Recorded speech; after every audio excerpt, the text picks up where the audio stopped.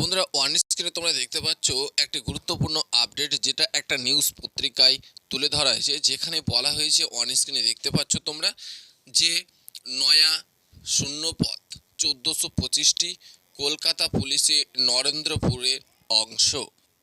এখানে কিন্তু স্পষ্টত তোমাদের বলে দেওয়া রয়েছে যে নয়া পদ, যেখানে তোমাদের 1425টি শূন্যপদে কলকাতা পুলিশে নিয়োগ করতে চলেছে রাজ্য সরকার, এবং সেটা কিন্তু মন্ত্রী বৈঠকে, অর্থাৎ মন্ত্রিসভার যে বৈঠক, সেখানে কিন্তু রিলিজ হয়ে গেছে। তো আমরা বিস্তারিত ইনফরমেশনটা আরও ভালোভাবে একটু ডিটেলসে দেখে নেওয়ার চেষ্টা, যেখানে আরও ডিটেলসে তোমাদের বলে দেওয়া রয়েছে নরেন্দ্রপুর থানাকে ভেঙে তৈরি দুটি থানা কলকাতা পুলিশের অধীনে আনার সিদ্ধান্ত নিল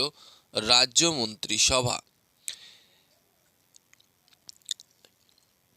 সোমবার মুখ্যমন্ত্রী মমতা ব্যানার্জির নেতৃত্বে